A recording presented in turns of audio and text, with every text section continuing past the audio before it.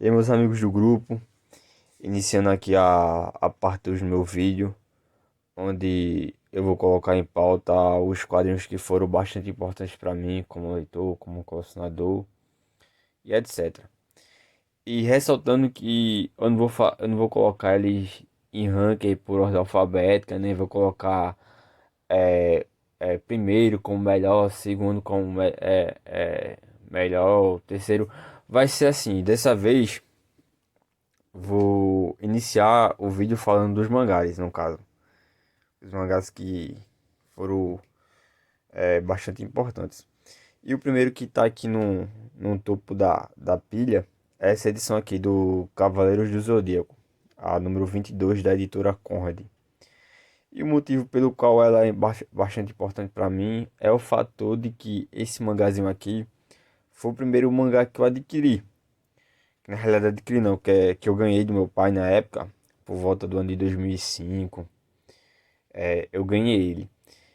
E além disso, tem uma história bastante engraçada de como eu ganhei esse mangá, que inclusive eu já coloquei em pauta mais de uma vez no grupo da gente. Aí para o vídeo não ficar tão extenso, essa história dessa vez eu vou deixar de lado. Agora vamos para o próximo mangazinho. E o próximo mangá aqui vai ser o Vagabond. O Vagabond já saiu aqui no Brasil, eu acredito que mais de 3 vezes. Essa aqui é, no caso, a terceira que está saindo pela editora Panini, do mangaka Takei Inoi. Agora, o motivo pelo qual ele foi importante para mim, como leitor e tal, foi, foi porque esse mangá aqui foi o primeiro mangá, de certa forma, eu posso dizer assim, biográfico, sobre um samurai. E essa questão assim de samurai, falar do Japão feudal, Japão medieval, eu curto bastante. E além disso, o como eu cheguei a conhecer esse mangá é bastante interessante. Perdão. Pelo seguinte motivo. Eu vim conhecer Vagabond por meio de outros tipos de mídia. Por exemplo, no ano de precisamente no 2007, 2008, eu tinha um PS2 na época. Eu jogava um joguinho de luta em terceira pessoa chamado Samurai Warriors Extreme Legends 2. Nesse jogo tinha vários e vários personagens samurais, personagens reais do Japão feudal, personagens lendários e tal, grandes samurais.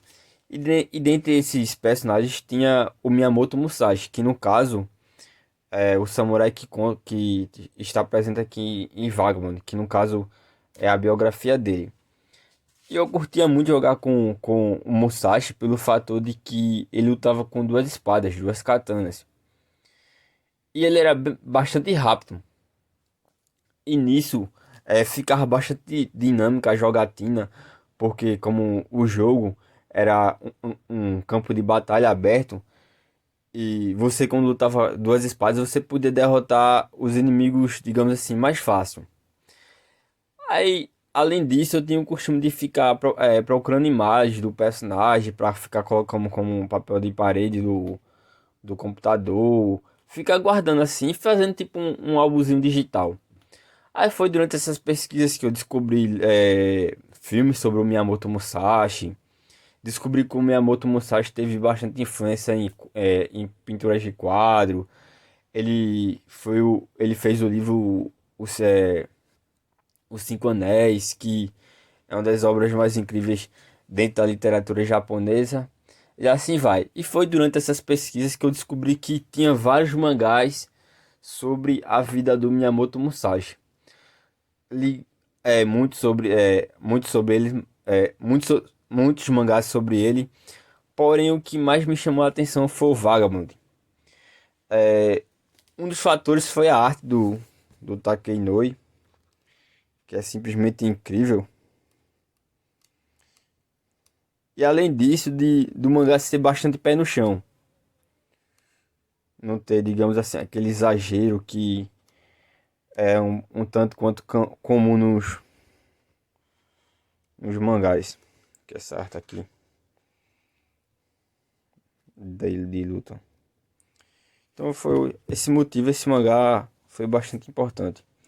Agora vamos para o próximo. Fifth North Star, ou Punhos da Estrela Polar do Norte. Ele tem uma história um tanto quanto parecida com o Vagabond.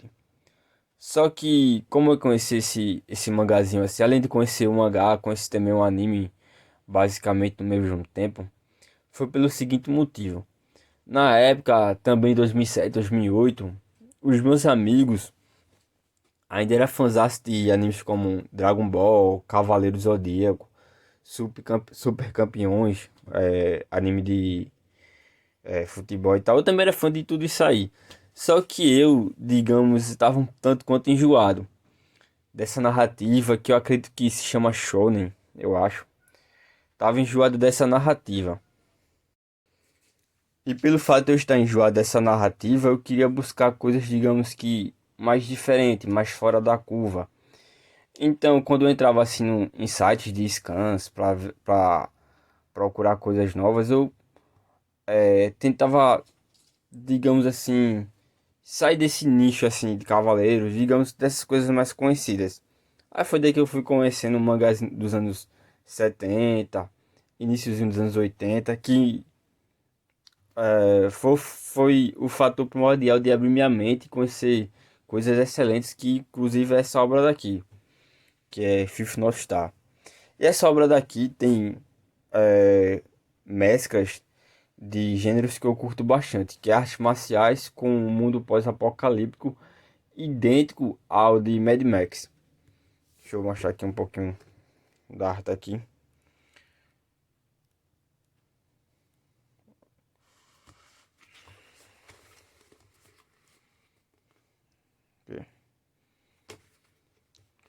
Aí foi devido a tudo isso que eu conheci esse mangá. Cheguei a ler grande parte dele por scan. E anos depois, acertavelmente, a JBC está trazendo ainda no caso, as edições físicas, que tá fazendo um trabalho incrível.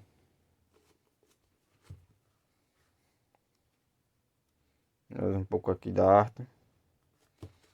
Essa parte aqui é da hora. Finalizado esse aqui, vamos para o próximo. E penúltimo mangazinho, que é no caso Boa Noite Pum Pum. O Boa Noite Pum Pum foi importante por dois motivos. O principal dele foi a quebra de preconceito que eu tinha com essa capa aqui, que até certo ponto é meio que infantil, né? Você pega assim, vê um passarinho assim, um amarelo bastante chamativo e tal.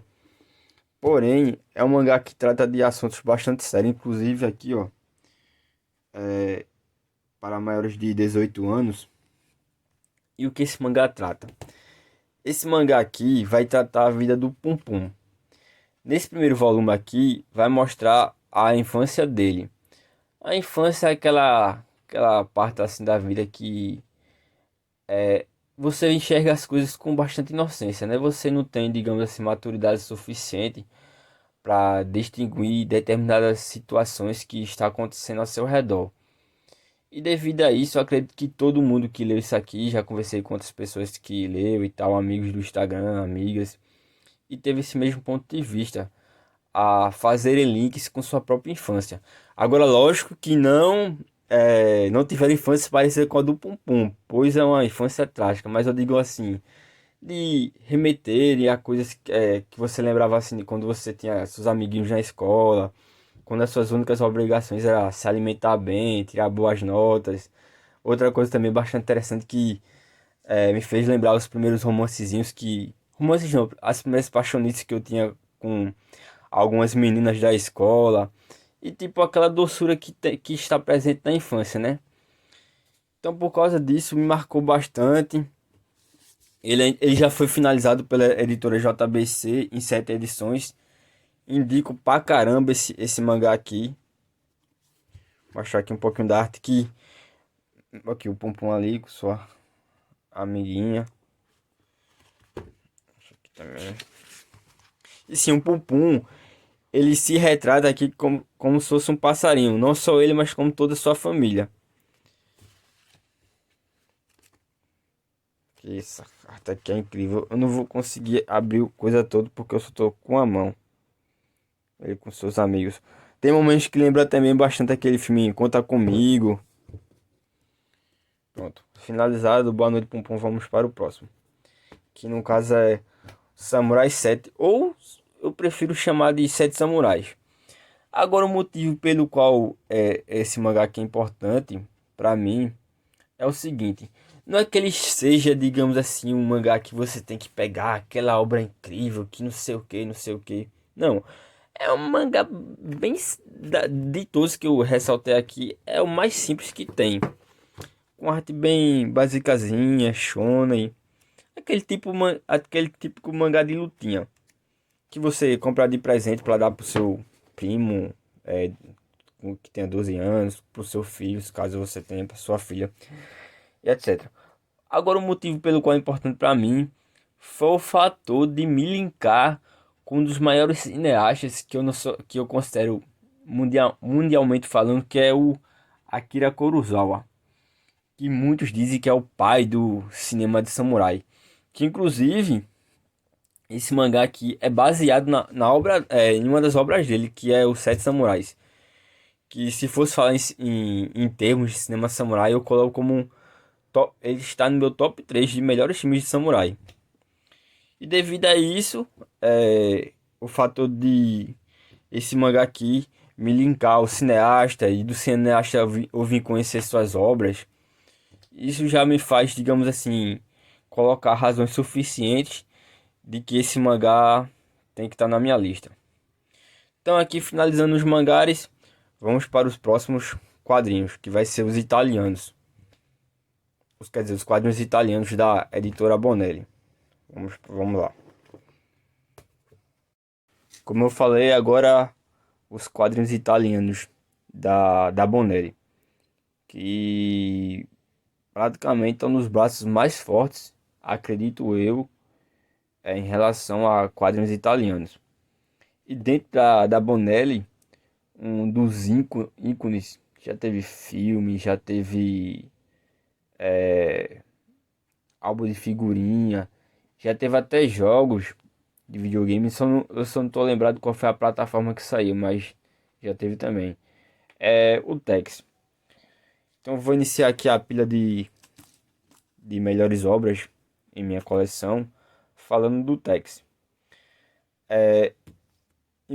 No topo da pilha tá essa edição aqui, a Tex Ouro 69. E essa aqui é importante pelo fator de ser a primeira edição ouro que eu comprei. Eu acredito que eu comprei essa edição aqui. Foi até legal a história de como eu comprei essa edição. Eu tava no terceiro ano do ensino médio.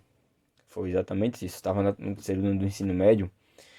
Aí a minha turma, não sou minha turma como todos os terceiros anos, foi fazer uma viagem pra Olinda. Aquela última viagem assim, né? Da escola e tal. Pra ser uma parada legal, né?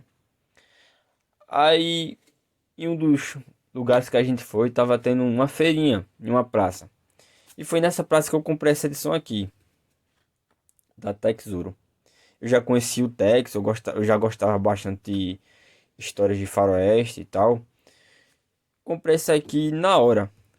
Na época que me custou aqui vinte reais. Foi, inclusive eu fiquei até sem almoçar nisso aqui, quando eu comprei essa edição. Fiquei sem almoçar e comi um cachorro quente na época. Sim, falando dessa história aqui. A sinopse dessa aqui é bastante legal, pois o Tex sai como é que se diz, daquele local de origem dele, os desertos do Arizona, aquela parte ali do Texas e tal, e vai para um lugar totalmente inusitado, que é São Francisco, uma cidade grande e tal. A convite do capitão de polícia da cidade para ajudar o departamento a resolver uma sucessão de crimes que está sendo cometido por um grupo de justiceiros que acredita que o que eles estão fazendo é o correto. Então Tex e seu amigo Castle é chamado para dar aquele apoio, né? Então a história se desenvolve nisso, digamos assim, um suspense policial bastante da hora. Finalizar essa aqui, texto do Nice e Arthur Lafayette. Agora vamos para o próximo. O próximo também é outro Tex, a número 531 e a 532, fechando o arco. Uma historinha aqui fechada. Essas duas edições. E o motivo pelo qual essa edição aqui é importante para mim, como leitor, é o fator de justiça que está bastante presente no Tex e no seu parceiro, o Castle, né? Nessa história daqui, ambos estão em viagem em regiões geladas dos Estados Unidos.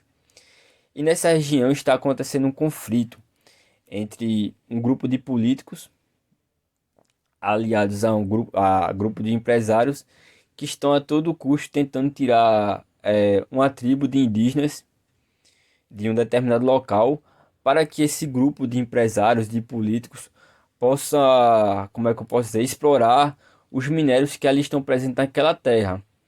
Logicamente, o Tex e o Cass, seu companheiro, entra na briga para ficar do lado dos indígenas, né?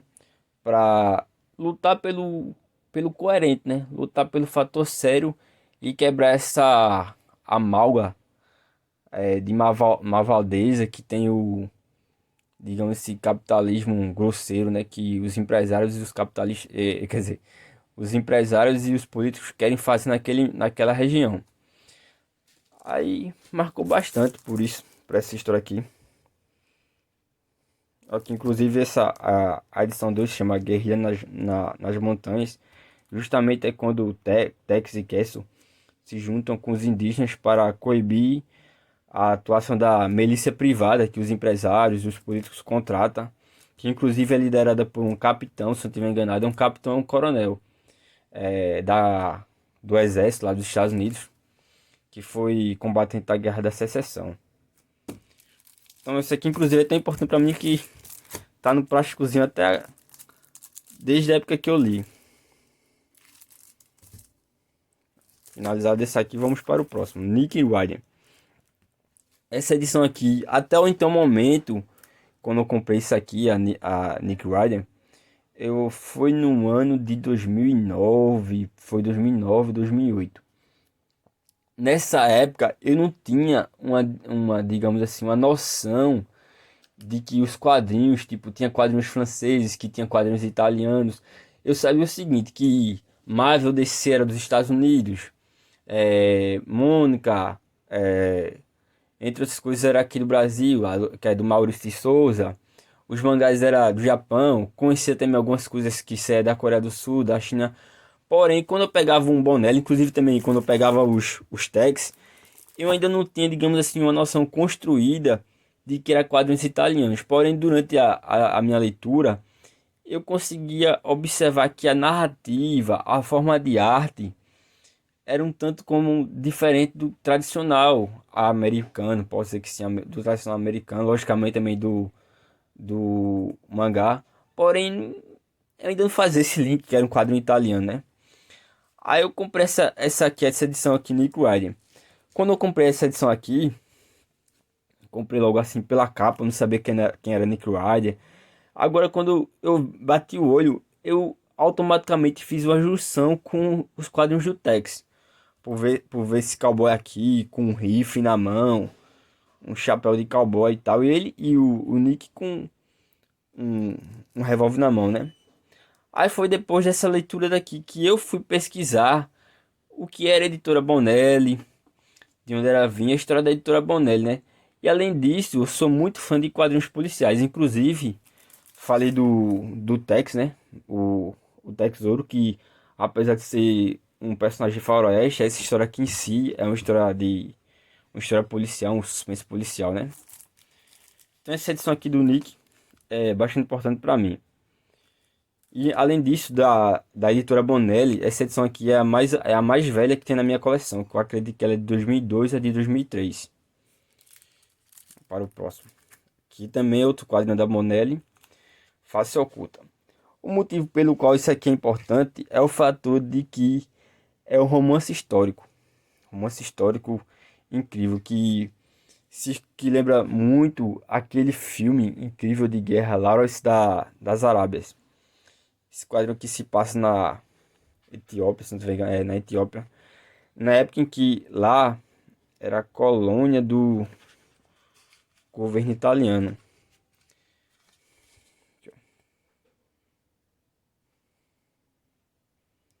Um pouquinho aqui de coisa.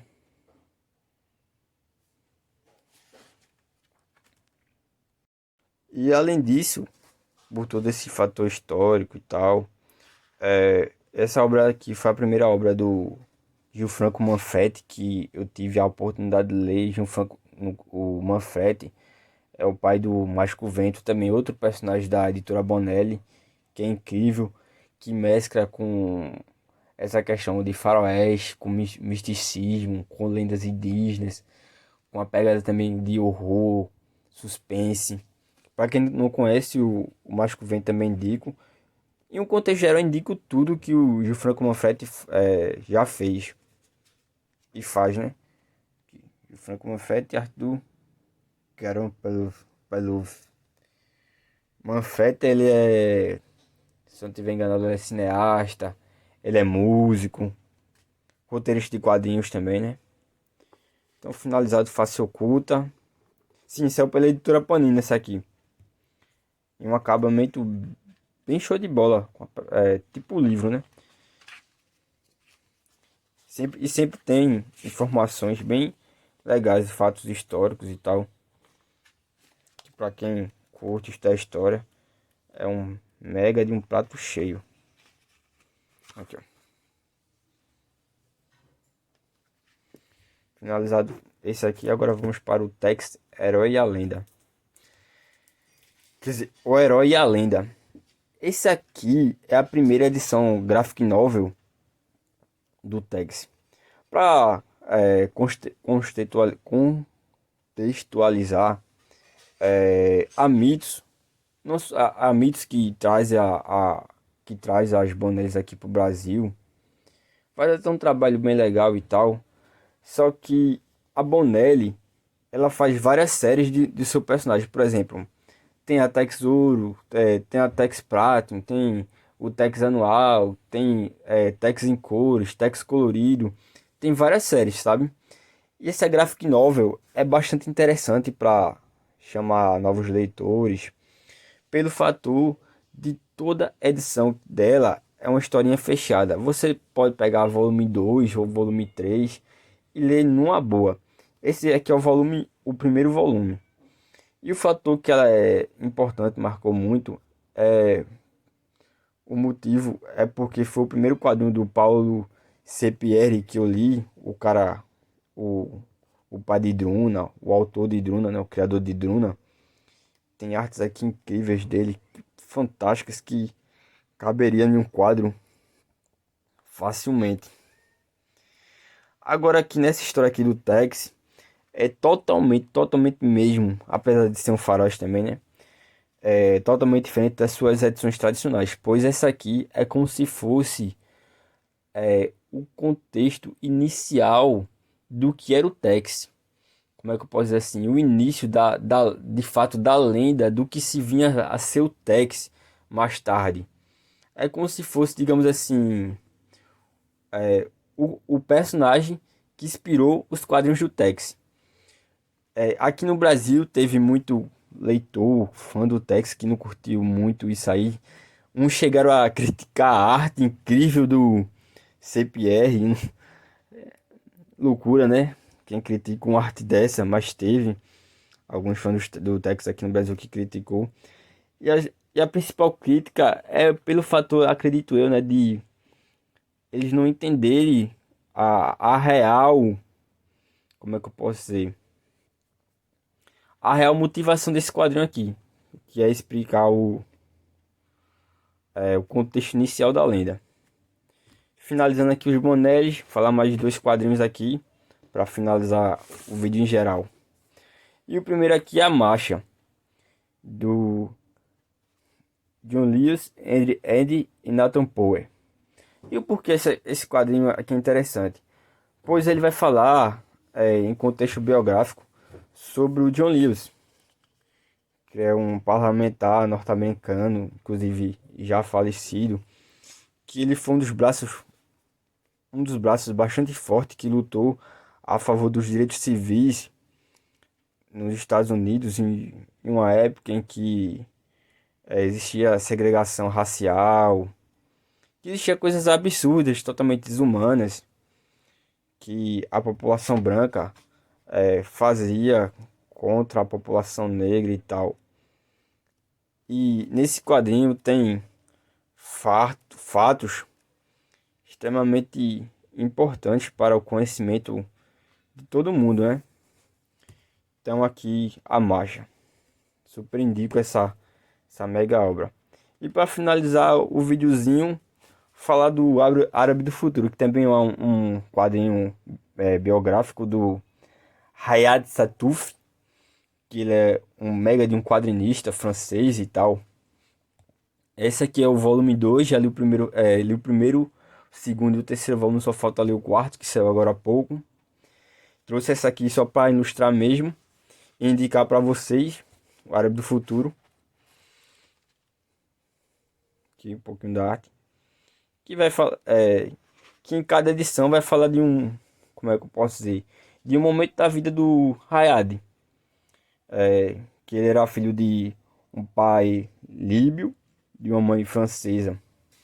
E aqui ele vai nesses volumes iniciais vai contar como foi a infância dele no Oriente Médio, como foi a juventude, esse choque de cultura entre Europa e Oriente Médio. E tem momentos bastante interessantes assim de você conhecer culturas de outros países e tal.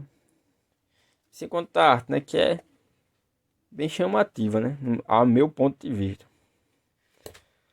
Finalizando o vídeo. Muito obrigado, galera. Valeu. E vou lá.